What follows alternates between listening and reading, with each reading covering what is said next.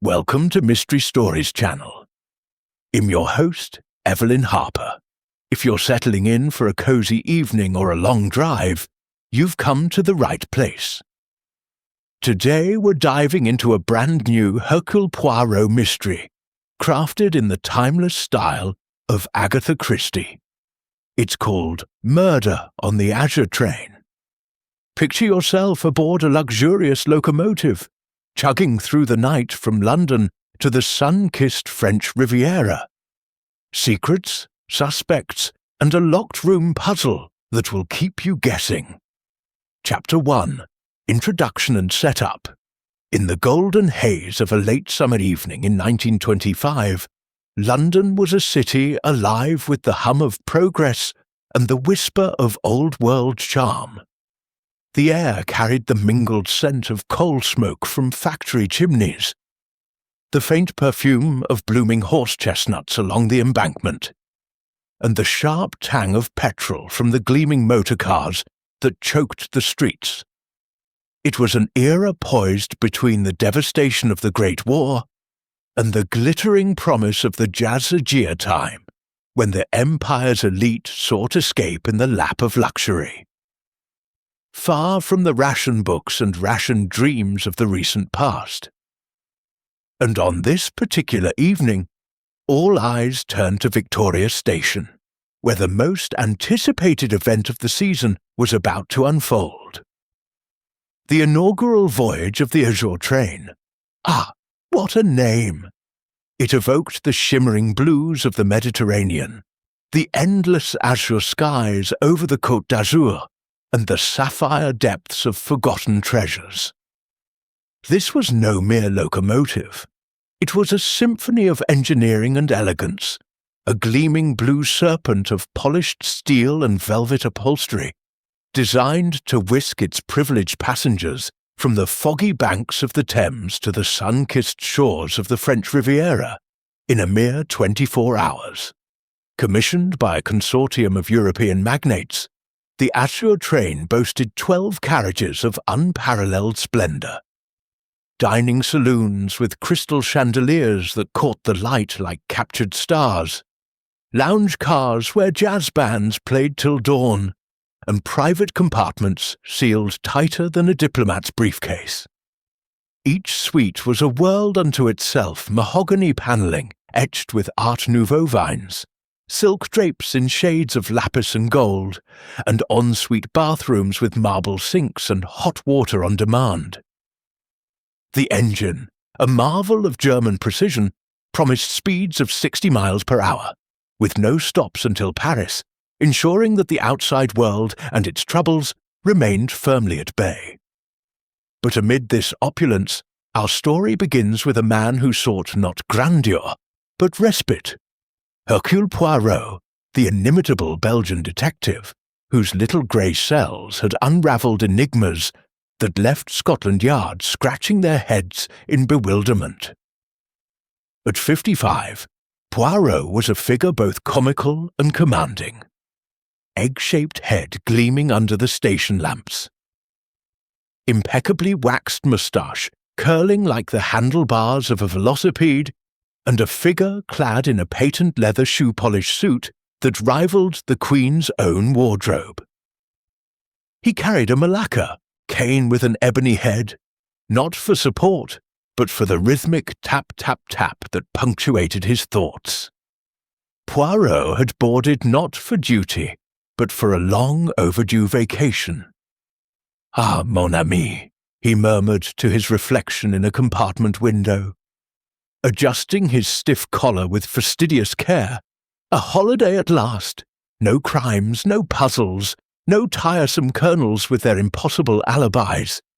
Only the sea, the sun, and perhaps a fine bouillabaisse at Nice.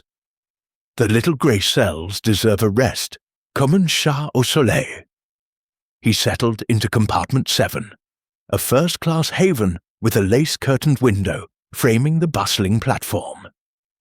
From here, he watched the world arrive, his keen eyes missing nothing, like a spider in its web, patient and unblinking. The platform was a carnival of the elite. Porters in crisp uniforms wheeled trunks monogrammed with coronets and crests. Ladies in cloche hats and fox fur stoles minced on high heels, while gentlemen in pinstripes puffed cigars, their faces ruddy from brandy at the Reform Club. And among them, striding like a conquering general, came the victim-to-be, Sir Reginald Harrington, the steel magnate whose fortune was forged in the fires of wartime industry.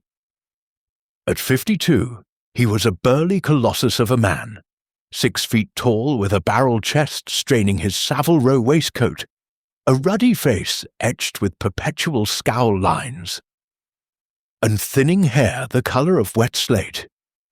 His empire Harrington Steelworks had supplied the shells that won the war, but whispers followed him of profiteering, of factories where men died like spent cartridges.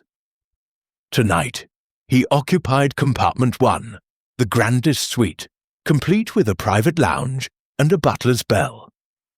Sir Reginald travelled not alone, but with an entourage that simmered with unspoken resentments, a powder keg aboard this Azure powder train. First, his devoted secretary, Miss Eleanor Vance, a sharp-eyed woman of 30, with a no-nonsense chignon of chestnut hair and wire-rimmed spectacles that magnified her flicker of resentment. Slender as a birch, she wore a sensible grey suit, her shorthand notebook ever at hand. For 8 years she had typed his letters, balanced his books, and endured his tempersal for a pittance. Rumour had it their professional bond had once soured into something more intimate, ended abruptly when he tired of her. Motive? Years of undervalued labour, and perhaps a heart broken on the rocks of his indifference. Flanking her was Sir Reginald's estranged niece, Lady Clarissa Beaumont, a glamorous socialite of 28, whose beauty turned heads like a magnet. Tall and willowy, with bobbed blonde hair framing porcelain skin, she draped herself in ropes of pearls and a mink-trimmed evening gown that whispered with every step.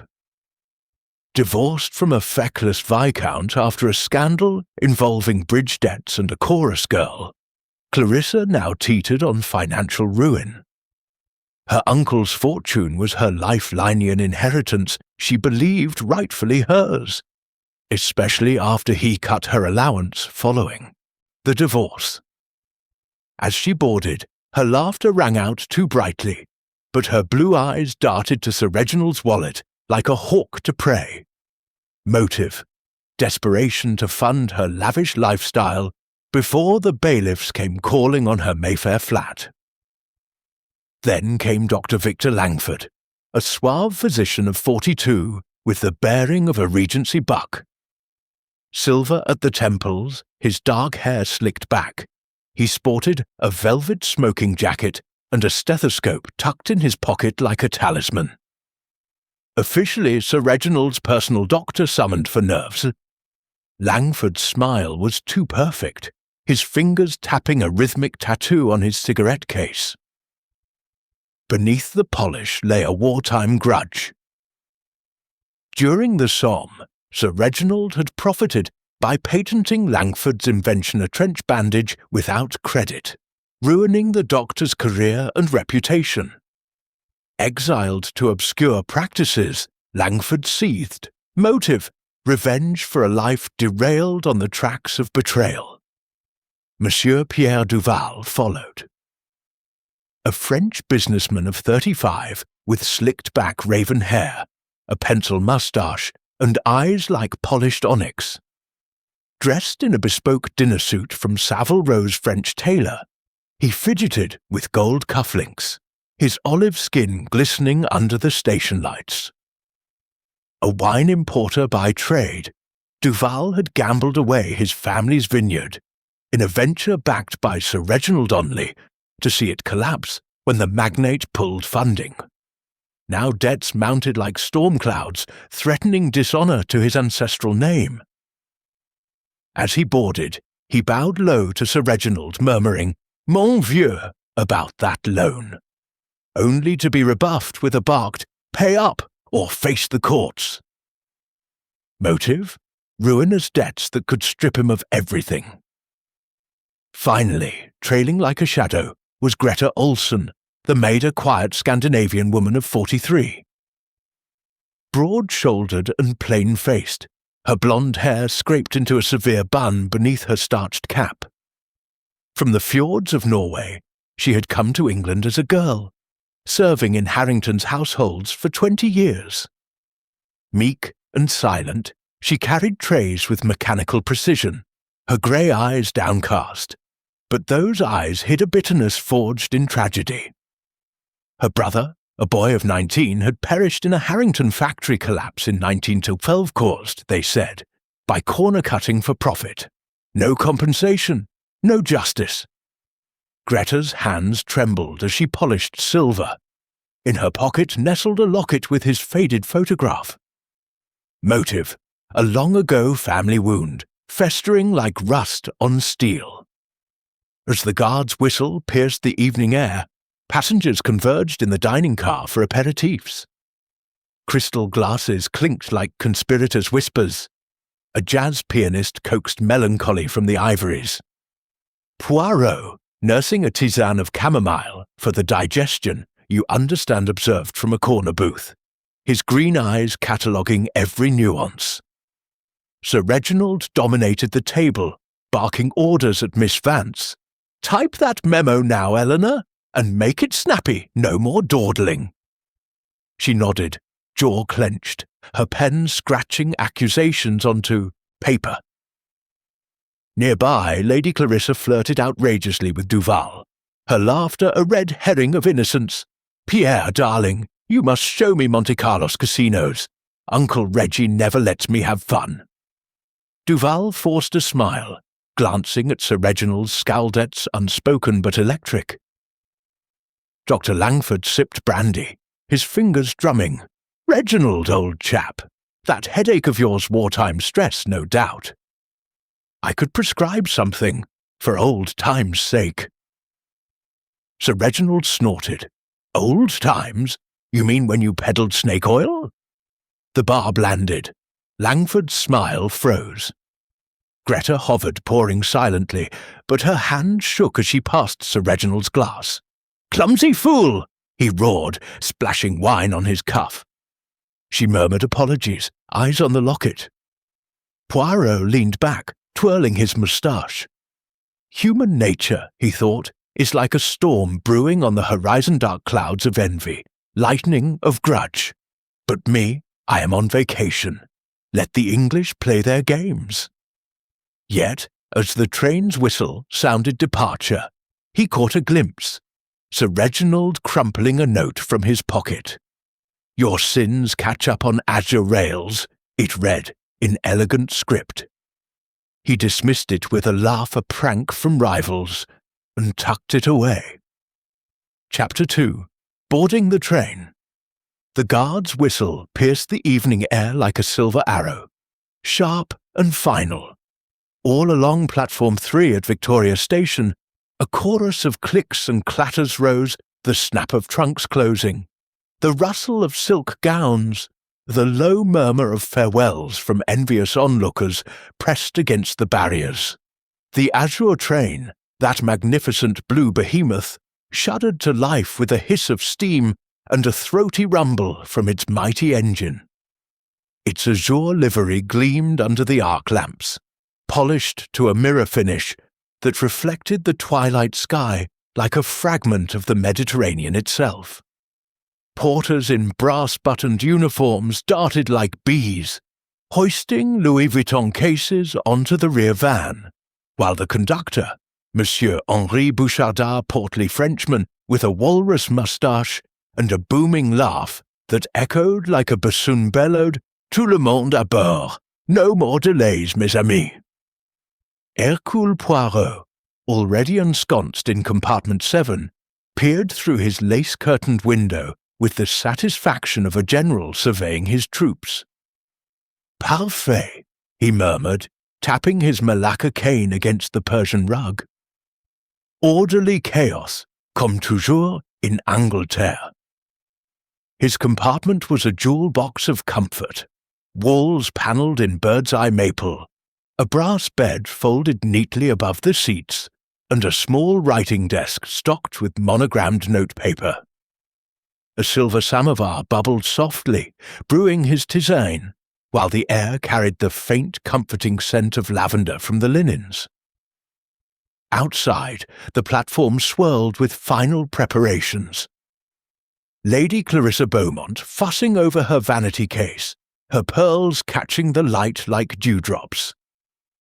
Miss Eleanor Vance methodically checking Sir Reginald's schedule in her notebook.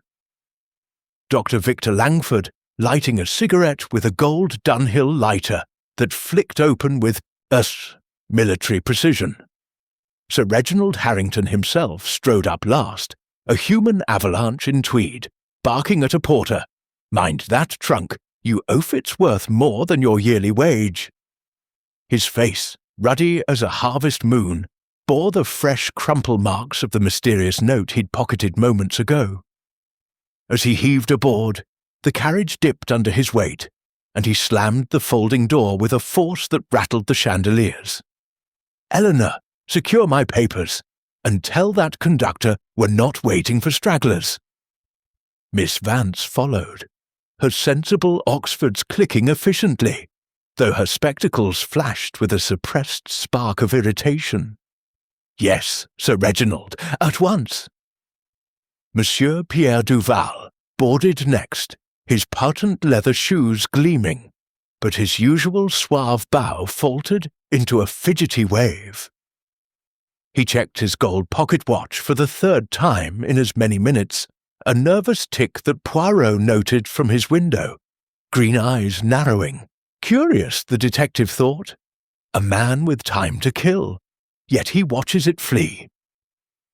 Duval's compartment, number 3 adjacent to Clarissa's, smelled of his cologne, sandalwood and bergamotas. He tossed his hat onto the bunk.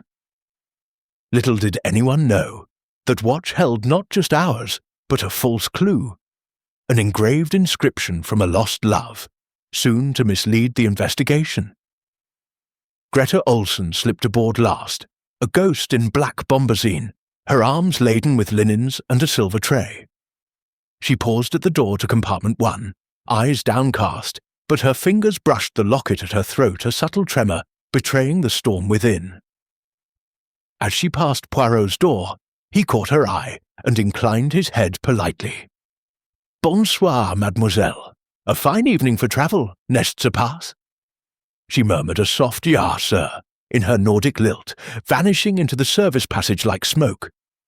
Emphasize warmly, and with that, with a final toot of the whistle and a lurch that sent champagne corks popping in the baggage van, the Azure train pulled majestically away from Victoria Station. Wheels clacked over steel rails in a rhythmic tattoo click-clack, click-clack like the heartbeat of a waking giant. London receded in a blur of gaslights and gables, giving way to the velvet darkness of the Kent countryside. Fields of ripening hops stretched under a canopy of stars, and the air through the half-open vents carried the earthy tang of ploughed soil, mingled with the train's coal smoke, a perfume of departure, of secrets unchained. Inside, the passengers converged in the lounge car, a palace on wheels.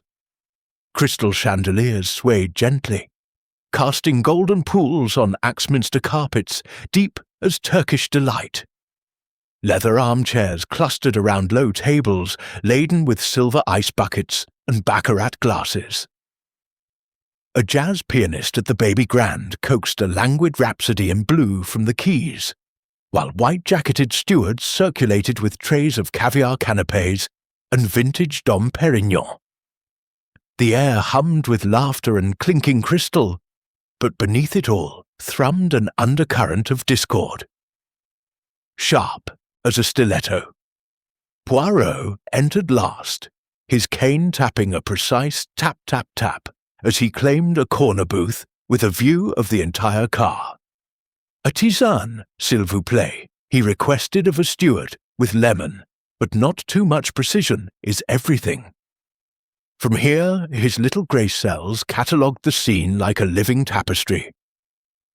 Sir Reginald held court at the central table, a cigar clamped between his teeth, exhaling clouds that curled like serpents toward the ceiling. "This train's a marvel, eh? Faster than my Bentleys, and twice as discreet." "Eleanor, pour," Miss Vance complied, her hand steady but her lips a thin line. As she leaned close, whispering Sir Reginald about that memo on the Duval loan. He waved her off. "Later, can't you see him celebrating?" Her eyes flickered resentment or calculation. Lady Clarissa, radiant in emerald silk, flirted shamelessly with Duval on a nearby settee. "Pierre, you rogue, tell me about those Riviera casinos. Does one really win enough for a yacht?"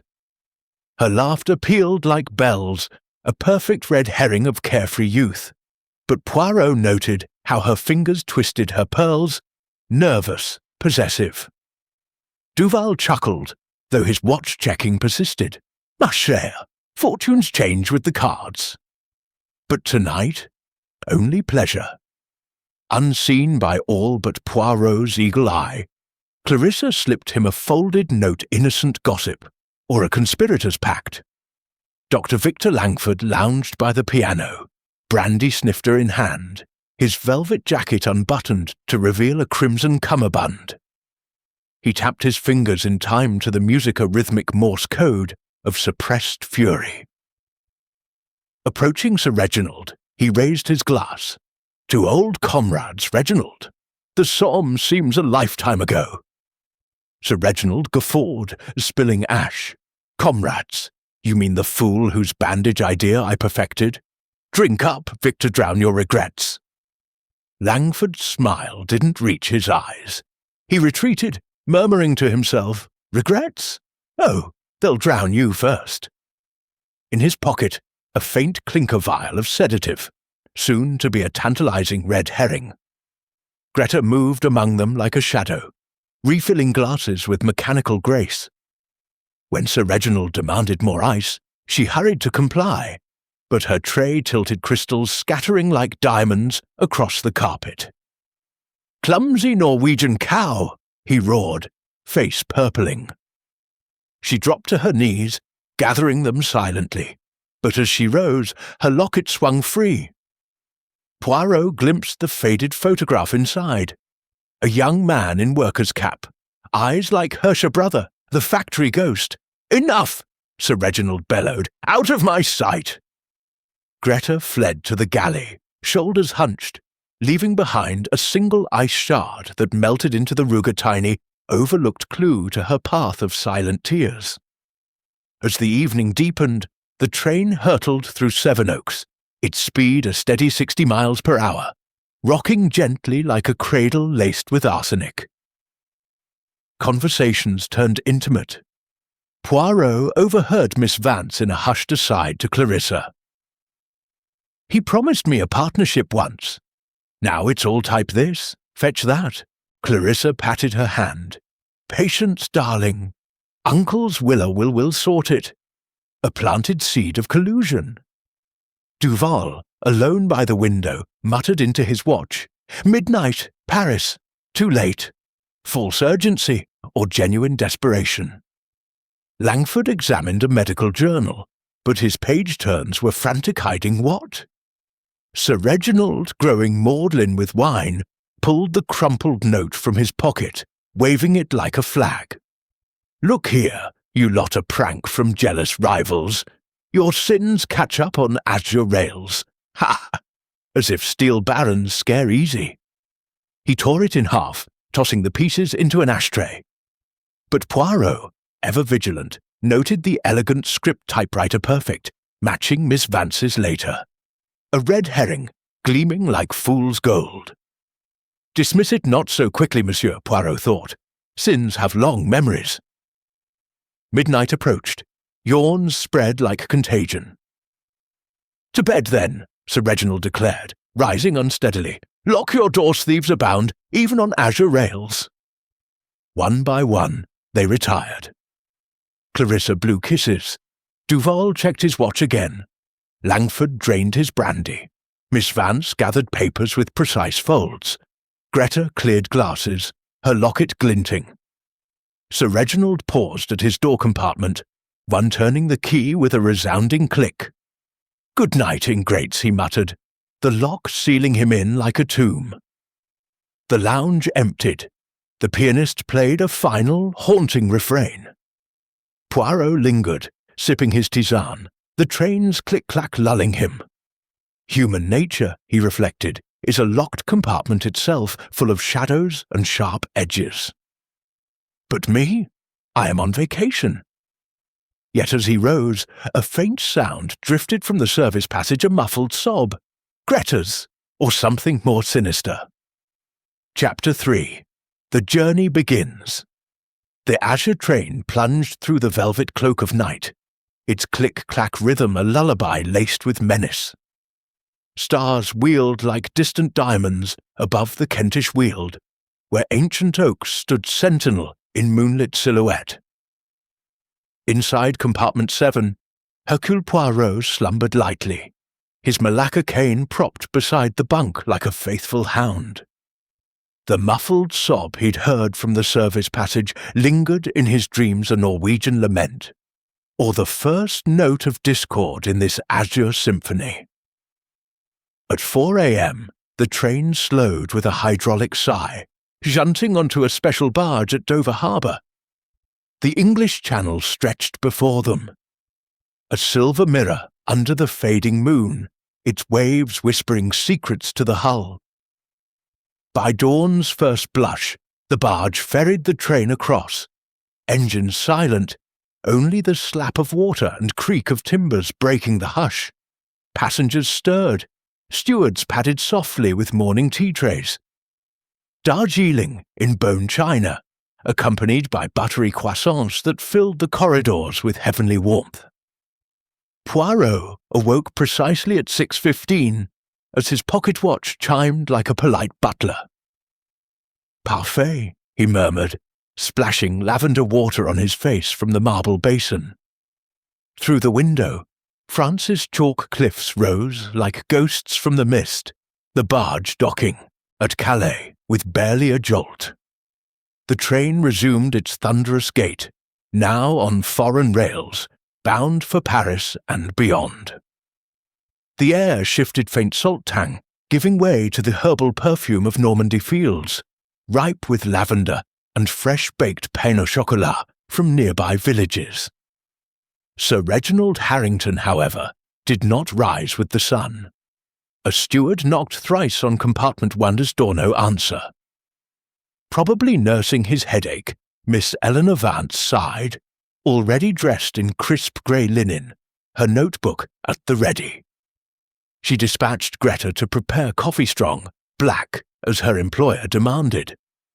The maid, eyes red-rimmed from her midnight tears, nodded silently, her locket tucked safely away. At 7:30, breakfast convened in the dining car, a resplendent saloon of rosewood tables, crisp white damask, and silver domes keeping eggs, Benedict and kippers piping hot. Crystal carafes sparkled with fresh orange juice. The jazz pianist had yielded to a string quartet playing Vivaldi's Four Seasons. Springs vivace, mirroring the morning light streaming through beveled windows. The train rattled at a steady 50 miles per hour, meadows blurring into golden streaks. Poirot entered with precise steps, claiming his usual booth. Coffee, s'il vous plaît espresso, not that weak English brew, and a pain au chocolat, bien cuit. From here, his green eyes swept the room like a lighthouse beam, cataloguing the night's toll on weary faces. Sir Reginald lumbered in last, 10 minutes late, his tweed suit rumpled, ruddy face paler than usual, a meaty hand pressed to his temple. "Blast this throbbing," he growled, collapsing into the head chair. "Eleanor, Asprina." She slid the bottle across silently, but her spectacles glinted with something sharper than concern. The table fell quiet as he devoured kedgeree, barking at Greta. "Coffee cold again, you lumbering ox? Heat it." The tray slipped from her hands, tuna rattling, coffee splashing like dark blood across the damask.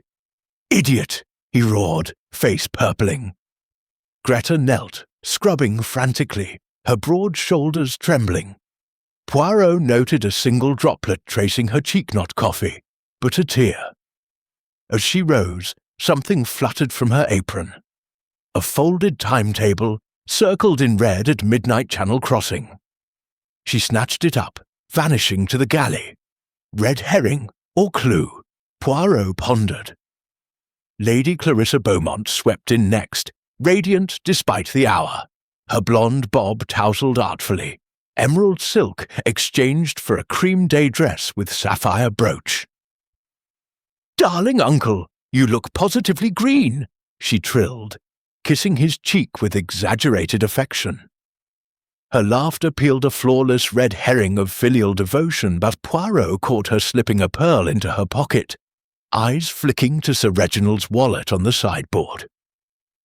As she buttered her croissant, she leaned to Duval across the table. "Pierre, that divine Riviera spot you mentioned, private beach? No questions asked?" Duval nodded, his pencil moustache twitching, but his gold watch lay conspicuously, unchecked this morning, deliberate calm, or feigned. Dr. Victor Langford arrived composed, velvet jacket swapped for a crisp white shirt, stethoscope dangling like a noose. He poured tea with surgeon's precision, but his fingers drummed the saucer tap-tap tape-going last night's fury. "Reginald, that headache's no trifle," he said smoothly. "Wartime shell shock, perhaps. I could examine you later properly." Sir Reginald snorted, fork stabbing his kipper. "Examine? Like you did my bandage, Patton stole the credit, left me to clean up." Langford's teacup paused mid-air. His smile was ice. "Stole? I invented it. You profited. Old wounds, Reginald. They fester." The table froze. Poirot's moustache twitched. In Langford's saucer, unnoticed, a faint residue sedative traces. Another red herring, gleaming. Monsieur Pierre Duval fidgeted opposite, attacking his omelette with gusto, but his eyes darted to a silver telephone on the Waller period artifact for urgent continental calls. As breakfast peaked, he rose casually. "Excusez-moi, a quick word with Paris." He dialed, speaking low in rapid French. "Oui, midnight rendezvous. Artifact secured." Hanging up, he returned, but Poirot glimpsed the dropped calling card in his wake-engraved Musée Riviera, hinting at stolen antiquities, not mere debts. False urgency deepened. Miss Vance, ever the shadow, transcribed Sir Reginald's grumbles into her notebook, pen scratching like claws. Overheard by Poirot, a hissed aside to Clarissa. "He changed the will last month and as beneficiary, not you, after your scandal." Clarissa's fork clattered. "Liar! Uncle promised Mayfair." Vance smirked faintly first crack in her loyalty facade. Motive bloomed, not just resentment, but a coded partnership turned sour. By 9 a.m., the train hurled through Amiens, spires piercing the sky like lances. Breakfast dissolved into tense murmurs. Sir Reginald, aspirin dulling his edge, revealed more. Eleanor, wire the Paris bank transfer that Duval loaned to collections. And Clarissa, no more allowance, earn your pearls. Clarissa gasped theatrically. Duval paled, watch now ticking loudly. Langford offered a tonic from his casefeel glinting. Greta cleared plates silently, but her eyes lingered on Sir Reginald's wallet, locket chain taut. Poirot sipped espresso, assembling the mosaic in his grey cells. The torn note from last night. Typewriter script, Vance's domain, timetable, Greta's midnight shift, phone call, Duval's artifact smuggled Fabergé egg, perhaps, residue, Langford's ploy, pearls, Clarissa's desperation. Human passions, he reflected, are like this train barreling forward, brakes failing. Noon approached. The sun climbed high, gilding the car in honeyed light. Sir Reginald yawned, headache returning threefold. Enough of this prattle for bed. Lock the door. Eleanor, no interruptions till Paris. She nodded, escorting him to compartment 1. The click echoed down the corridor, double-locked, window bolted against the wind-whipped planes. Clarissa whispered to Duval, "Tonight, then your plan." Langford pocketed his vial. Vance lingered, notebook clutched like a weapon. Greta polished silver in the galley, timetable hidden in her apron. The train thundered on, lunch chimes sounding softly. Poirot rose, cane tapping, a promenade perhaps. But as he passed the service passage, a whisper drifted Greta's voice, low and venomous, for brother, tonight. To whom? The walls or an unseen ear? Chapter 4. The crime discovered, the Azure train thundered through the storm-swept plains of Picardy. Midnight cloaking the world in ink-black fury. Lightning forked across the sky like God's own wrath, illuminating flooded fields and skeletal poplars that whipped in the gale. Inside, the cars swayed violently, crystal glasses rattling in the lounge, chandeliers swinging like pendulums of doom. Rain lashed the windows in silver sheets, the click-clack of wheels drowned by thunder's roar. Paris lay just 90 minutes distant, its lights a teasing glow on the horizon. But in compartment 1, Sir Reginald Harrington slumbered fitfully, brandy glass empty beside the letter opener on his desk, its blade catching lightning flashes like a serpent's tongue. Precisely at 12:15 a.m., a scream shattered the night high, piercing raw with terror. It came from compartment 2, Lady Clarissa Beaumont's suite, adjacent to her uncle's. No! Oh God, no! The cry ricocheted down the corridor, jolting passengers bolt upright in their berths. Lights flickered on like fireflies in panic. Doors flew open. Hercule Poirot, in his silk pyjamas and embroidered dressing gown, was first out Malacca cane in hand, green eyes sharp as cut emeralds. Sacre bleu! What is this commotion? Lady Clarissa burst into the passage, her cream negligee soaked with rain from an open window, blonde hair wild, face ashen. Uncle! Something's wrong, I heard. A thud! Through the wall! Hysteria! Or calculated performance. Her pearls dangled askew a single one missing, soon to be found inside compartment 1 as a planted red herring. Monsieur Henri Bouchard, the conductor, pounded on Sir Reginald's door compartment, won his fist like a battering ram. "Monsieur Harrington, répondez, s'il vous plaît." Silence. Save the storm. Miss Eleanor Vance appeared, notebook clutched like a shield, spectacles askew. He locked it at noon double bolt. Dr. Victor Langford followed, stethoscope around his neck, velvet robe dramatically flung open. "Stand back, medical emergency!" Monsieur Pierre Duval stumbled out, gold watch glinting, pencil moustache drooping. Mon Dieu, what's happened? Greta Olson emerged last from the service passage, apron askew, locket swinging hands trembling, but eyes dry. Bouchard jimmied the lock with his master key a click like a guillotine falling. The door swung inward, revealing horror. Sir Reginald slumped over his writing desk, head lolled forward. A crimson stain blooming across his white shirt front. The letter opener protruded from his heart-hilt-deep blade buried to the guard.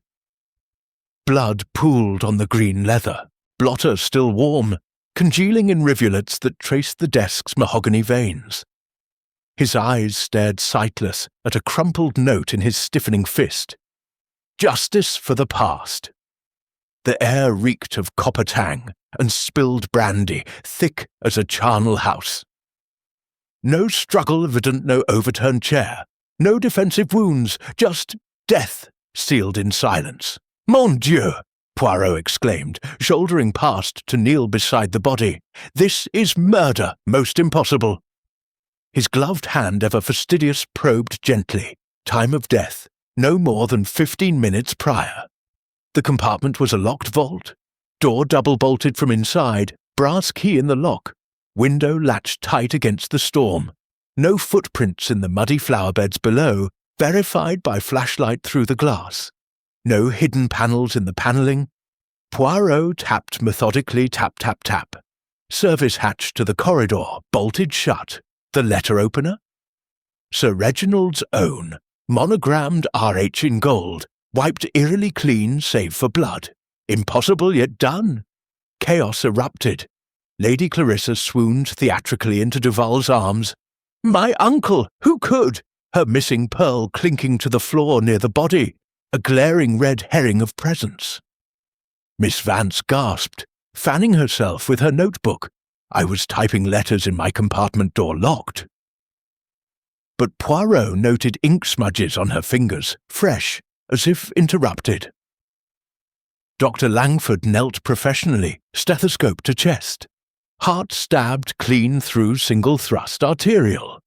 Death instantaneous. Yet his fingers lingered on the vial in his pocket sedative residue from breakfast, another false trail. Duval blanched, watch ticking loudly. I was smoking in the lounge alone. His dropped calling card from earlier? Now here, by the desk suggesting artifact smuggling and murder. Greta wrung her apron. I cleaned the galley midnight shift jar. But her timetable, circled at 12:15, peeked from her pocket perfect timing red herring. Bouchard wrenched the emergency brake. The train screeched to a halt on a desolate siding near Compiègne. Rain pounding the roof like accusatory fists. No stops till Paris but this, Scotland Yard by dawn. Poirot raised a hand, voice like velvet steel. Non, monsieur. This is my jurisdiction now. No one leaves, no wires sent. The little grey cells will speak first. He summoned them all to the lounge car, sealing compartment 1 with his own handkerchief-tied string tamper-proof. In the lounge, under swaying chandeliers, Poirot paced cane tap-tap-tapping as thunder, punctuated his questions. Alibis, mes amis. Speak. Clarissa, draped on a settee. Asleep alone, nightmare woke me. Her pearl must have slipped in my fright. Vance, typing Sir Reginald's will revision me as beneficiary. Clarissa shot daggers. Langford, reading the Lancet medical proofs. Vial clinked audibly. Duval, lounge cigar storm kept others away. Watch at 12:20 exactly. Greta, galley mofans wet. Timetable damp too. Poirot's eyes gleamed. Clues catalogued. Blonde hair on the desk blotter Clarissa's shade. Men's size 10 footprint in. Spilled brandy Duval's shoe. Handkerchief by the window. Initials via Langford's monogram. The note justice for the past typewriter script. Vance's Underwood. Greta's locket photo. Brother in Harrington factory uniform. Red herrings swirled like the storm outside, but one truth anchored. Impossible entry. The murderer, Poirot murmured, was a ghost or a genius. As lightning cracked, illuminating faces in stark relief, Miss Vance fainted dramatically, collapsing into Clarissa's lap. The shock! But Poirot caught her fluttering eyelids feigned. Chaos anew, smelling salts, fanning, recriminations. She's innocent, Clarissa cried. Liar, you wanted the will. Vance revived, sobbing. He promised me everything. Langford offered his tonic veal extended. Duval checked his watch obsessively. Greta slipped away to fetch water, timetable vanishing into her apron. Poirot restored order, voice cutting the din. Enough! To your compartment's doors unlocked, under my watch. Dawn brings truth. They dispersed, shadows in the flickering light. Alone, Poirot returned to compartment 1, storm raging. He examined deeper. Under the desk, a scuff mark fresh, as if dragged. In the blood pool, a tiny thread black silk, like Vance's suit. By the window latch, a smudge of oil mechanic's touch. The notes ink still tacky, and clutched tighter in Sir Reginald's fist. Not just paper, but a second scrap, hidden, the doctor knows. Chapter 5. Investigation begins. Dawn broke over the Compiègne siding like a reluctant witness, pale gold light filtering through dissipating clouds. The Azure train sat motionless, a sapphire serpent stalled on rusted rails, its blue livery mud-spattered from the night's fury. Mist rose from rain-soaked meadows. Larks trilled defiantly. The creaking footsteps Poirot heard at 1 a.m. Vanished, Greta claimed, just the storm settling would, but his moustache twitched skepticism. By 5:30 a.m., with Paris 90 minutes delayed, Hercule Poirot convened the suspects in the lounge car. "Mes amis," he declared, cone tap-tap-tapping a metronome of authority, "the investigation begins. No hysteria, only facts. The locked room will yield its secrets to logic, not panic." A portable desk appeared Poirot's field of operations. Green leather notebook, gold fountain pen, magnifying glass from his valise, and a silver tray of fresh croissants. For clear thinking, you understand. Conductor Bouchard stood guard at the doors. Stewards brewed espresso, its aroma cutting the stale fear. Suspects filed in, dishevelled. Lady Clarissa in rumpled negligee, pearls restrung. Miss Vance in grey suit, ink-stained fingers washed. Dr. Langford in white shirt, stethoscope coiled. Monsieur Duval adjusting cufflinks, watch gleaming. Greta in fresh apron, locket hidden. Poirot's green eyes swept them. 5 motives, 1 killer. We proceed alphabetically. Alibis first, then motives. Truth emerges like cream to the surface. He began with Lady Clarissa Beaumont, gesturing her to the hot-seater leather armchair under the chandelier's unforgiving glow. "Mademoiselle, your scream at 12:15, explain." She fluttered lashes, voice honeyed. "A nightmare, Monsieur Poirot, uncle's face. Bloodied." I pounded the wall thud, answered. "Pure fright." Alibi. Asleep alone, door locked. Poirot nodded, examining her pearls through his lens. "The speed found inside compartment 1 how?" Clarissa gasped theatrically. "Slipped through the vent. We're adjacent." Red herring verified. Vent too narrow for beads, but under her chair. A scissored fabric scrape-merrilled silk, matching her dress. Planted? Her eyes darted nervous laugh. Motive recap. Inheritance cut post-divorce. Uncle promised Mayfair. Now? Ruin. Poirot noted. Tear in voice genuine, or actress's craft. Monsieur Pierre Duval fidgeted next. Watch at 5:45 precisely. I smoked in the lounge, Monsieur Tom raging, alone till 12:30. Alibi. Self-verified. Ashtray showed 2 Turkish cigarettes. Poirot sniffed. Your cologne sandalwood. Matches the handkerchief by the window. Initials PD, not VL. Duval blanched. Mon handkerchief, lost yesterday. Red herring deepened. Footprint in brandy size 10, his shoe. But Poirot measured. Slight heel-wear mismatch. The dropped Musée Riviera card. Artifact business. Innocent Fabergé egg for auction. Motive. Loan called in at breakfast. My vineyard. Harrington ruined me family dishonour. Watch ticked louder. Poirot glimpsed engraved back. To Pierre, eternally Marie. Lost love, or coded signal. Greta Olson approached meekly, hands clasped over apron. Galley cleaning, Sir Midnight to 1 a.m. Mop, dishes, J. Alibi. Timetable circled 12:15 perfect timing. Poirot lifted it gently. Damp ink, fresh. You dropped this, mademoiselle. Why circle the hour of death? Greta trembled. Locket slipping free. Shift schedule only. Storm made me cry brother's photo. She opened it. Young man in factory cap. 1912 newspaper clipping tucked inside. Harrington collapse kills 19. Motive raw. He cut corners me Lars. Crushed like coal. Red herring. blonde hair on blotter hers, Scandinavian shade. But Poirot combed, synthetic, not human wig fibre. Her eyes well genuine grief or crocodile tears. Dr. Victor Langford sat ramrod straight, stethoscope tapping thigh. Reading the Lancet in compartment 5 door locked, 11 p.m. to 1 a.m. Alibi, journal open to page 472, crease fresh. Poirot flipped. Article on arterial stabs ironic. Your handkerchief, Dr. VL, by the latch. And this vile residue in your saucer, yesterday's sedative. Langford smiled thinly. For my nerves, unused test it. Poirot uncorked. Lavender scent, not poison. Red herring dissolved. But smudge of oil on window latch? Mechanic's touch from my wartime trench tools. Motive seethed. Somme, 1916, my bandage patent. He stole it, profited millions. My career? Shrapnel in the dirt. Fingers drummed tap-tap-tap matching the scuff mark under desk. Finally, Miss Eleanor Vance, notebook trembling. Typing in compartment 4 will revision, door locked. Finished at 12:20.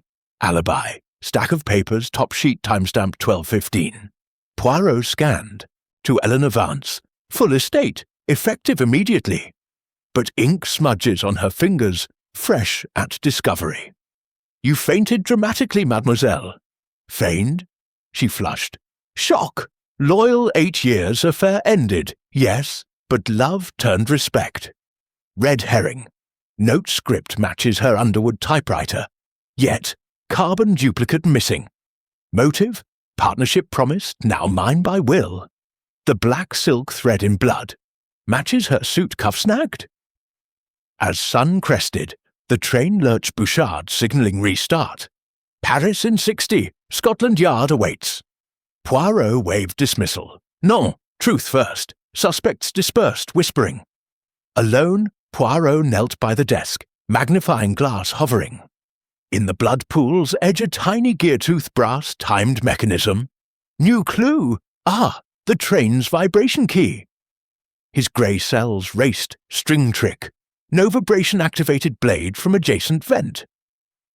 But as he pocketed the gear, a soft click from Vance's compartment door ajar. Peering in, her Underwood typewriter, fresh ribbon spooling out, with a half-typed confession. I did it for ripped away. Dawn gilded the lounge. The Azure train wheezed to life, wheels grinding gravel. 5 suspects slunk to breakfast, eyes accusatory. Poirot closed his notebook matrix complete, deductions forming. The gear tooth glinted, the ripped confession fluttered. Locked room, breached by genius. Vacation, shattered. But as Paris spires pierced the horizon, a steward whispered, Monsieur Poirot, another note, under your door. Unfolding it, the maid saw everything. Chapter 6. Interrogating suspects. The Azure train shuddered into Paris Gare du Nord at 9:15 a.m., 2 hours late, steam hissing like a dragon's dying breath. Porters swarmed the platform. Gendarmes in kepi stood ready, but Hercule Poirot waved them off with imperious cane. Non, messieurs, the case stays sealed until noon.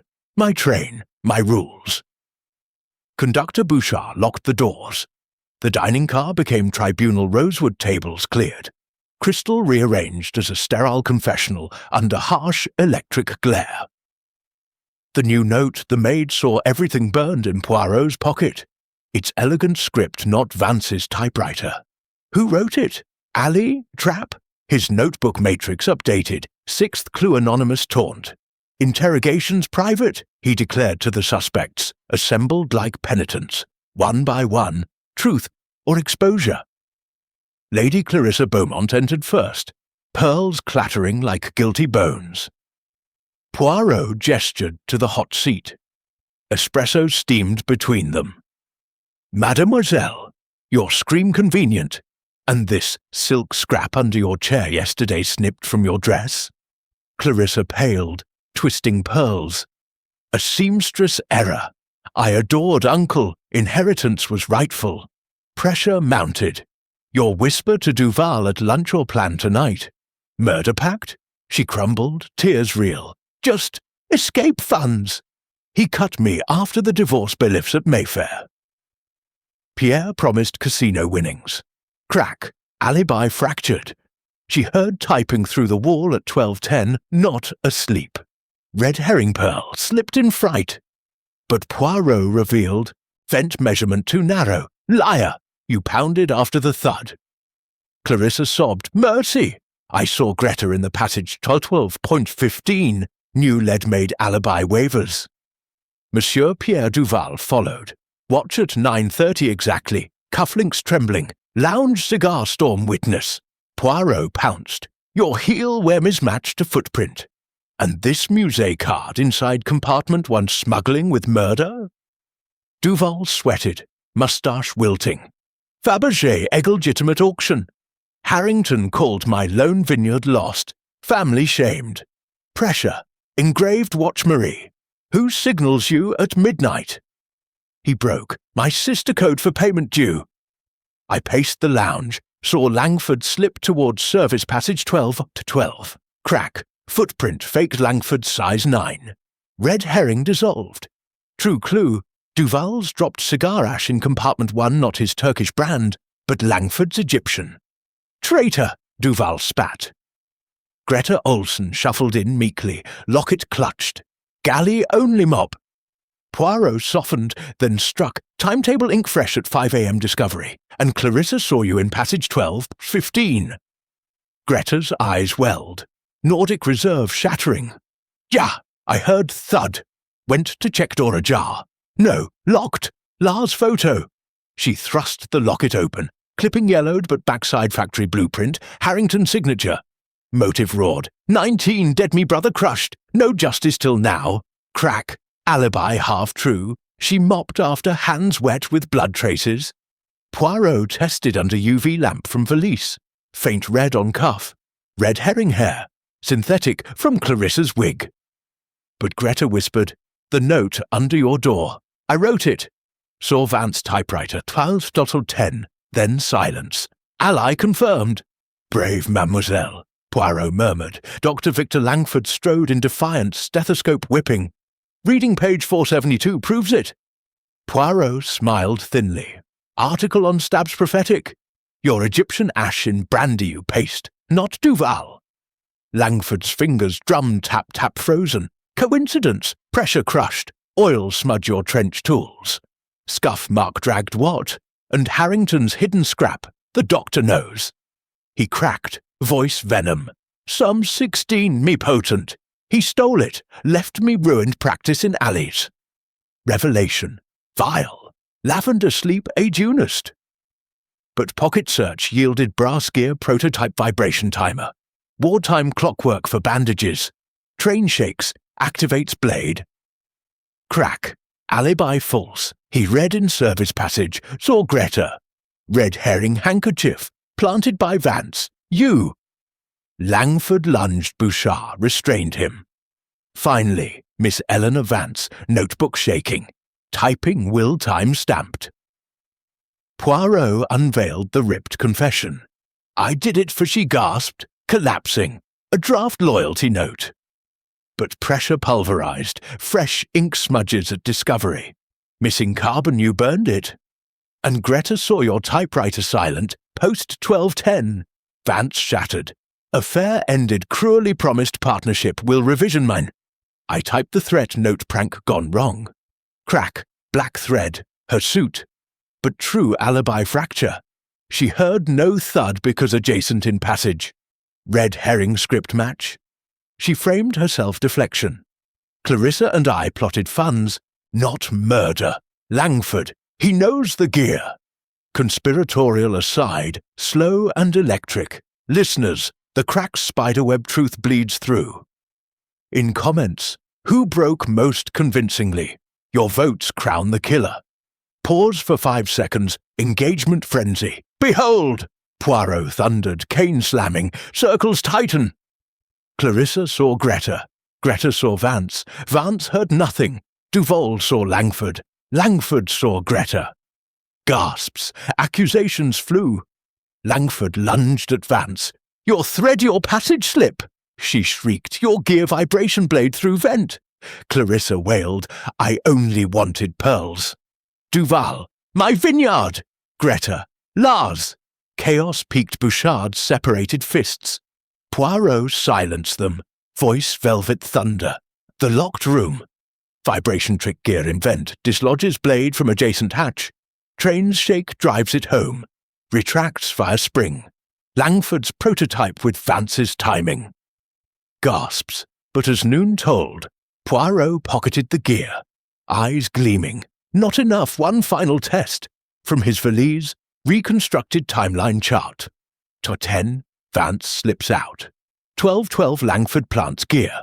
12:15 Thudblade strikes. 12:20 Vance types. Yet as gendarmes hammered the door Scotland Yard arrives, Poirot found the smoking gun. Under Vance's chair, Langford's gear blueprint dated yesterday. Co-signed VL and EV partnership. Chapter 7. Clues and red herrings. Gendarmes hammered the dining car doors as noon bells tolled over Paris, but Hercule Poirot ignored them. Wrenching the loose vent grate from compartment 1, with surgical twist screech of rusted metal, yielding like a confession. Dust motes danced in the sunshaft. 5 suspects crowded the doorway, faces ashen. "Behold!" Poirot thundered, cane tap-tap-tapping the revealed hollow. Inside, brass gears interlocked with springs, coated in oil, connected to a slender steel filament snaking through the wall to compartment 2's adjacent hatch. The impossible crime engineered by train's vibration. Watch and learn. He summoned tools from his valise. Tweezers, oil rag, miniature bellows. Red herrings first, then truth. "Order, messieurs!" Red herring number 1. Lady Clarissa's Pearl Poirot dangled the bead from tweezers, glinting innocently, found inside proof of presence. He dropped it through the vent, clink lodged halfway, too large to pass fully. "Impossible!" Narrowest point, 3 millimeters. "Your fright slip? Lie!" Clarissa wailed, collapsing. "I pounded after never entered. Debunked." True clue. Emerges, pearl's thread groove scratched by gear teeth. Planted post-murder, you covered, mademoiselle. Red herring number 2. Blonde hair on blotter Poirot, plucked the synthetic fibre under magnification. Yours, mademoiselle? Revenge tears? Chemical test valise vial. Rayon, not human Clarissa's wig from her vanity. Wig shed in lounge yesterday swept in by cleaner. Greta nodded meekly. Debunked. True clue. Hair's static cling to black thread Vance's suit fibre. Snagged on gear retraction. Emphasize sharply. The footprint next. Red herring. Nutter 3. Size 10. Footprint and brandy Duval blanched as Poirot measured. Yours, monsieur? Debt-driven tread? Rubber cast revealed. Heel wear absent your shoes pristine. Faked with Langford's boot print size 9 stretched. Debunked. True clue. Brandy's swirl pattern clockwise drag. Matching scuff mark under desk. Body shifted post-strike by gloved hands. Red herring for 4. VL handkerchief by Latch Langford smirked. Mine. Vengeful slip. Poirot sniffed. Sandalwood, not your tobacco scent. Duval's cologne planted on Vance's monogrammed cloth. Ink test. Her underwood smudges. Debunked. True clue. Handkerchief's oil stain matches smudge on latch. Lubricant for filament your trench tool residue, doctor. Red herring number 5. Typewriter. Note justice for the past Vance trembled. My underwood? Will obsession? Poirot fed the scrap through his portable analyzer. Ribbon strike depth 12:05 p.m. Pre-lunch. Typed before retirement, not midnight. Debunked.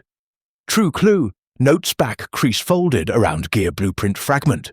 Your partnership with Langford co-conspirators. Pause for 4 seconds. Red herrings crumble like ash. Red herring number 6. Greta's timetable. 12:15. Circle Poirot. Unfolded it gently. Perfect timing Avengers schedule. UV lamp. Ink faded printed yesterday. Standard crew rotor not fresh. Debunked. True clue. Timetables margin doodle gear sketch. Lars factory blueprint style. You witnessed planting brave ally, Greta whispered. Ja. Saw Vance, 12:10. Red herring, Richard 7. Langford's vial. Residue doctor scoffed. Poison plot. Poirot uncorked fully. Pure lavender sleep aid. Bottle dated 1923. Unused prop for fainting Vance. Debunked. True clue. Vials base etching.v patent /47 matches gear serial. Your invention, doctor repurposed for murder. Red herring that at a rate. Duval's Musée calling card artifact smuggling. Poirot flipped. Printed yesterday lounge litter. Swept into compartment 1 by Greta's mop. Debunked. True clue. Cards back stamp oil smudge. Langford's thumbprint. You handled it post-murder cleanup.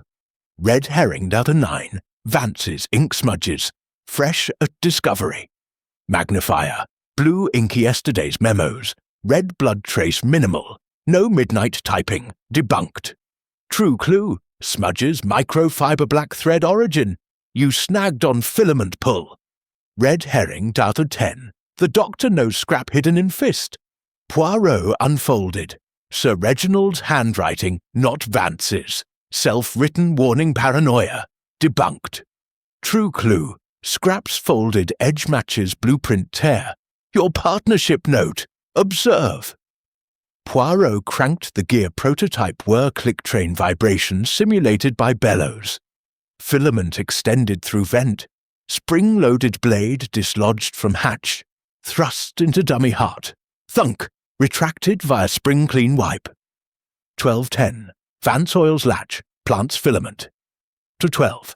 Langford sets timer in passage. 12:15. Vibration strikes thud. Blade retracts. Vance types alibi. Clarissa covers with scream. Duval distracts. Greta witnesses. Gasps. Langford lunged. Lies. Vance shrieked. He forced me. As gears whirred, Poirot pried deeper into vent hollow clink. A wax cylinder tumbled out. Edison phonograph recording. What is this? He played it on portable. Gramophone Sir Reginald's voice. 11:45 p.m. Eleanor, the will's yours if you silence Langford's threats. Gear trick do it. Vance's reply. For us, Reginald. Partnership eternal. Mini discovery. Blackmail recording. Sir Reginald planned Langford's murder first. Suspects imploded. Clarissa. I knew nothing, just pearls. Duval. My ash. Clean up help for vineyard payoff. Greta. Lars avenged be their hands. Langford roared. He stole my patent. I stole his life. Vance sobbed. Affair revived. He demanded the gear. Gendarmes seized them. Matrix complete. Chapter 8. Complications and twists. The Azure train screamed from Paris Gare du Nord at 12:15 p.m. Handcuffed Vance and Langford dragged aboard under gendarme guard. Their hissed exchange. The cylinder's copy hidden in Paris echoing like a fuse lit. Hercule Poirot, cylinder in pocket, commandeered the dining car as mobile HQ matrix pinned to velvet walls, gramophone spinning the damning recording on loop. Non! The train rolls to Nicheno escape. He thundered to Conductor Bouchard, a double-speed Riviera by dusk. The copy? Bait for rats. Suspects Clarissa, Duval, and Ali Greta herded under watch. Gendarmes patrolled corridors. But as Eiffel Tower shrank to a pinpoint, Poirot's moustache quivered. Timeline fracture cylinder dated 11:45 p.m., but murder at 12:15, 30-minute gap, twist. Rawan, the second murder attempt at 1:15 p.m., lunch service, roast pheasant, Bordeaux 19. Greta poured Poirot's espresso gasp. Foam bubbled ominously, arsenic crystals glinting. Mon Dieu! He knocked it aside, glass shattered, green fumes rising. Greta shrieked, Not me poisoned in galley! Analysis Valise kit. Langford's sedative vial spiked post-arrest. Chaos. Gendarmes tackled him. Vance laughed maniacally. For the copy! Paris drop our real partner. Near-death spike. Poirot's heart raced, 5 minutes from doom. Red herring vial. Twisted true. Empty refilled with arsenic from Langford's hidden trench kit. Complication. Jekka 1. The chase through service, passage vance bolted, handcuffs clanking, diving into the narrow galley corridor crash of Potts. Après elle, Poirot pursued, cane slashing like a sabre, gendarmes stumbling. Train bucked at 75 mètres. Riviera cliffs loomed through rain-streaked windows. She reached the baggage van, clunk and locked a trunk. Second wax cylinder! Mine! But Duval lunged, thud tackling her for vineyard payoff promised. Greta tripped Vance with mop. Clarissa screamed, "My pearl's in the trunk too!" Brawl erupted, fists hair-pulling, cylinder rolling under crates. Poirot seized it, crack playing, Vance's voice, 12:45 a.m. Gear set alibi recording spins in compartment 4. Twist, pre-recorded typing sounds alibi faked via phonograph loop. Emphasize wildly, the fracture deepens, twist. Number 2. Impossible alibi resurrection timeline imploded. Original Matrix Vance typing 12:10-12:20. But cylinder proved recording played she was in passage. Greta testified, saw her and Langford dual setup. Langford cracked fully. Wartime Tech Edison cylinders for trench signals. I invented alibi. Loops. New matrix fracture. Innovation. Not string vibration cylinder timer synced to train's wheel revolutions. Complication. K2. The accomplice reveal. As train hurled through Dijon vineyards, Clarissa confessed, I poisoned the espresso for full inheritance. Langford promised me the copy triple partnership. Shock. Her scream. Cover for entering compartment 1 post-murder. Planting pearl chalked red herring. Duval. I guarded baggage for Fabergé egg ransom. Greta. Lars avenged. I slipped arsenic into vial when they slept. All 5 complicit. No Poirot's lens. Clarissa's confession ink fresh. Langford's pen. Liar. You parrot their script. She crumbled. Pearls only, they forced me. Pause for 4 seconds. Chaos swirls like the wine country. Twist number 3. The digital precursor Gambit Poirot cranked cylinder 2 fully. Not just alibi hidden frequency. Morse code scratches PARISDROP2PMRI VIERASTN. The real copy dropped at Paris yesterday via accomplice, bombshell, external partner Monsieur Bouchard, the conductor. His master key scratches matched vent oil. Confrontation. Bouchard fled to engine whistle scream. Poirot chased atop cars, wind howling, Riviera sea crashing below. Traître! Kane hooked his ankle, thud Bouchard dangled from ladder. Harrington owed me war profits. Cylinder copy, my blackmail. Gendarmes hauled him. Train slowed to 50 Mapocher. Complication, Sabre 3. The second note, Trapper Côte d'Azur gleamed azure waves. Monte Carlo Casino's another note, under Poirot's door.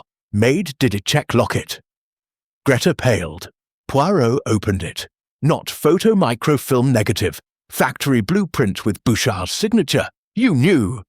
Greta wept. Jalar's friend. But I wrote chapter 5 notally only.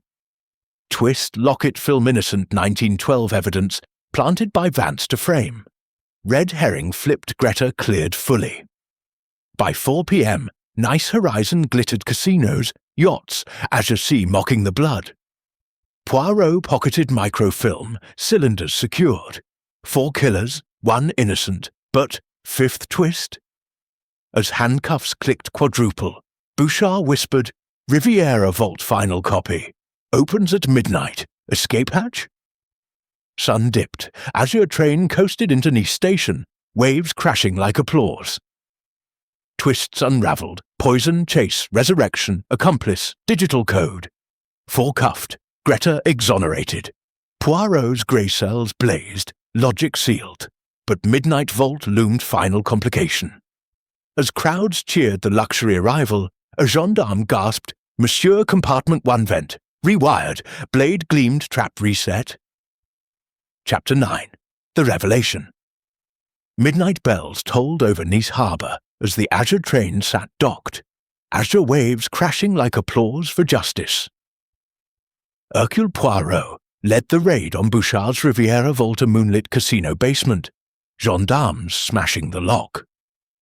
Inside, third cylinder, spinning on hidden gramophone, Sir Reginald's voice. Bouchard, the gear's your skill, Langford first. Vance strikes me.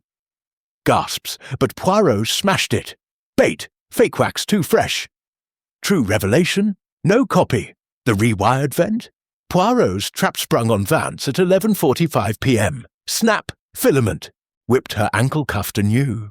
All here, he thundered, herding 4 killers, Vance, Langford, Bouchard, Clarissa, and Ali Greta, to the dining car. Chandeliers blazed, final matrix illuminated on white damask. Mes amis, tout est clair. Listen and tremble. Revelation number 1. The true killer Eleanor. Vance Primary Poirot circled her, cane-piercing. You, mademoiselle, the heart. Motive, affair revived, not ended. Cylinder 1, your forgery. Reginald begged you to kill Langford for patent millions, but you turned, stabbed him at 12:15, claimed inheritance. Proof cascade.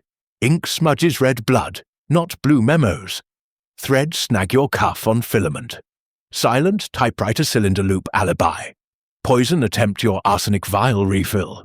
You oiled latch 1210, set gear with Langford, screamed cover via Clarissa. Vance shrieked, for us!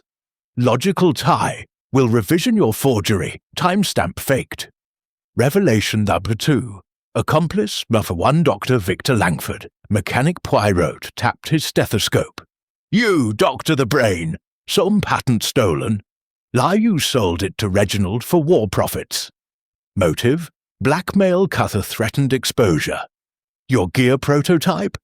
Murder weapon vibration timer synced to wheel revolutions 472 per minute per Lancet article. Proof, oil smudge your thumbprint. Brass gear serial, Giagga 47 your etching. Egyptian ash your cleanup. Morse code scratches, you invented cylinder tech. You planted vent 12.12, dragged body scuff mark, framed Duval boot print. Langford roared, he deserved it. Tie, vial residue your lavender to mask arsenic. Emphasize thunderously, the conductor next. Revelation number 3. Accomplice, Yatu Henri Bouchard. Mastermind Poirot, world to the portly traitor. You, Monsieur the Rails. War profiteer with Reginald, you cut factory corners, killed Greta's brother. Motive, debts called. Reginald planned your murder. Vault, your blackmail stash cylinders you forged. Proof, master key scratches vent oil match. Timetable doodle your gear sketch. Locket microfilm your 1912 signature. Second note trap your handwriting. You locked train siding halt, hid cylinders baggage, rewired vent escape ploy. Bouchard blubbered. For the Azure fortune, tie, emergency brake your delay for cleanup. Revelation number 4. Accomplice, thus 3 lady, Clarissa Beaumont. Cover Poirot flicked her pearl. You, mademoiselle, the mask, divorce ruin? Lie Reginald cut allowance for your casino debts with Duval. Motive, pearls secured, triple cut promised. Proof, silk scrap your dress, vent planted. Scream timing post thud cover. Espresso poison your forced hand. Wig hair, your synthetic red herring. You pounded wall 1216, planted pearl post murder, confessed falsely Langford's pen. Clarissa wailed, just jewels. Tie, whisper to Duval your distraction signal. Revelation number 5. The innocent Greta. Olson Ali Poirot bowed to her. You, mademoiselle, the light. Last death. Your justice notes you planted to aid me. Proof, timetable standard rota. Locket film innocent evidence. Blood cuff coffee splash, not murder. Chapter 5. Note your brave hand. You witnessed 12:15, mopped arsenic protection, tripped Vance chase. Greta wept. For Lars. Tie. All red herrings avoided you, behold. Poirot climaxed, cane slamming. Vance struck the blade. Langford built it. Bouchard ran the rails. Clarissa veiled it. Greta, our conscience. Gendarmes surged. 4 killers thrashed. Vance spat. Eternal partnership. Langford, some repaid. Bouchard, Azure mine. Clarissa, my pearls. Greta, Lars rests. Logical perfection. Vibration log wheel turns exact 12:15 strike. No loose ends. Live final reconstruction dummy heart. Gears whirring, 1210 Vance oils. 12 and 12 Langford plants. Worthunk. 1215 strike. Retract. 1216 Clarissa screams. 1220 cylinder loops. 1.15 poison foiled. Cheers erupted. Greta embraced. Emotional closure. Human frailty, Poirot reflected. Envy, greed, revenge like azure waves crashing, then calm. Vance sobbed. Forgive?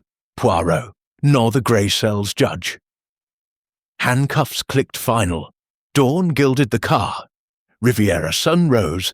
Azure train prepared victory lap. 20 clues, herrings, one truth. Killers chained. Greta free tears of justice. Poirot pocketed matrix moustache regal. Vacation, better triumph. As gendarmes led them away, Vance whispered, no more copies. Truth sealed. The locked room, breached by logic. The Azure train, forever legend. Chapter 10.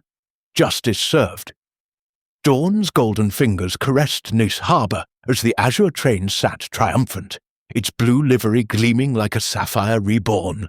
4 killers. Eleanor Vance, Dr. Victor Langford, Henri Bouchard, and Lady Clarissa Beaumontoir led away in chains by stern-faced gendarmes, their venomous glares dissolving into defeated shadows. The dining car, once a web of deceit, now bathed in serenity. Crystal chandeliers still, matrix folded neatly, gramophone silent. Hercule Poirot stood at the window, Malacca cane at rest, green eyes reflecting the endless Mediterranean. Beside him, Greta Olsen exonerated, locket shining clasped his hand. Merci, Monsieur Poirot. Lars, he smiles now. The detective inclined his head, moustache curling softly. Non, mademoiselle. You smiled first, brave heart of justice. Conductor Bouchard's replacement, an honest Breton named Leclerc, saluted. To the Riviera, Monsieur Full Speed. The whistle sang, wheels turned, justice served. The Azure train rolled home. Resolution number 1. Eleanor Vance, from devotion to damnation. At Nice Courthouse, 6 a.m., Vance faced trial. Her forgery will, burned publicly. Eternal partnership? Poirot testified. With a dagger, Mademoiselle no devotion. Sentence, life, Nice Women's Prison. As chains clicked, she sobbed to Poirot. Forgive the affair, he turned away. The grey cells forgive nothing but pity everything. Closure. Her Underwood typewriter donated to Greta's Norwegian orphanage. Type truth now, Poirot decreed. Vance whispered for Lars, sorry. Azure waves carried her regret to sea. Resolution number 2. Dr. Victor Langford, the inventor's fall in Monaco cells, Langford's gear prototype dismantled. Were silenced forever. Some repaid. Poirot visited. You invented death, Dr. Knott. Justice. His Lancet journal. Confiscated. Patent millions restituted to war widows. Sentence, 30 years. Hard labour. As gendarmes led him, he clutched Poirot's sleeve. The vibration. Brilliant, no? The detective smiled thinly. Brilliant as a fool's gold. Heal souls, now not stab them. Closure. Trench bandage invention revived under Greta's name. For Lars' factory ghosts, Poirot inscribed. Langford wept. Redemption? Possible?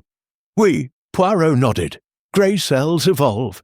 Emphasize warmly. The conductor's reckoning. Resolution to 3. Henri Bouchard rails of ruin at Marseille tribunal. Bouchard's master key melted down. Azure fortune mine? Poirot revealed. His war profits? Redirected to factory safety reforms. Sentence, 25 years. Rail labour irony. In irons, he blubbered to Poirot. The train of my empire! Kane tapped gently.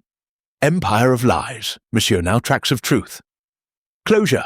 Timetable doodles published as safety blueprints for European rails. Greta received first copy. No more collapses. Bouchard bowed. For your brother Ramend, waves whispered absolution.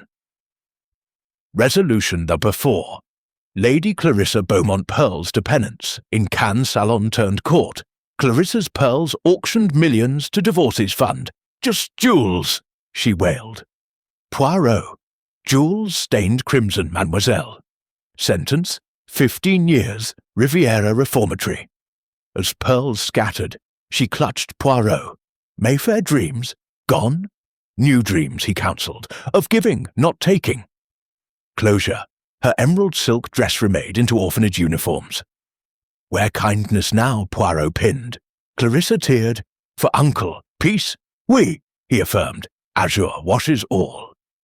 Resolution Supper 5. Greta Olson Justice's Dawn No Trial Heroes Medal from French President. Lars avenged, she beamed. Locket open to sunrise. Poirot gifted. Harrington Steelworks shares reformed safely. Your factory now, mademoiselle. Greta hugged him. Nordic heart, Belgian soul. Closure. She returned to Norway Orphanage Director, teaching grey cell logic. First class. Azure train tale. Witnesses win, she told children. Poirot visited yearly. Brave ally eternal. Waves sang her hymn, Poirot's. Reflection. The Azure Symphony alone in compartment 7. Train coasting to Monte Carlo. Poirot sipped tisane. Notebook open to final page. Human frailty matrix. Not clues, but souls. Human nature, he murmured to the sea, is azure waves stormy, then serene. Envy crashes, truth calms. Me, the little grey cells, surf eternal.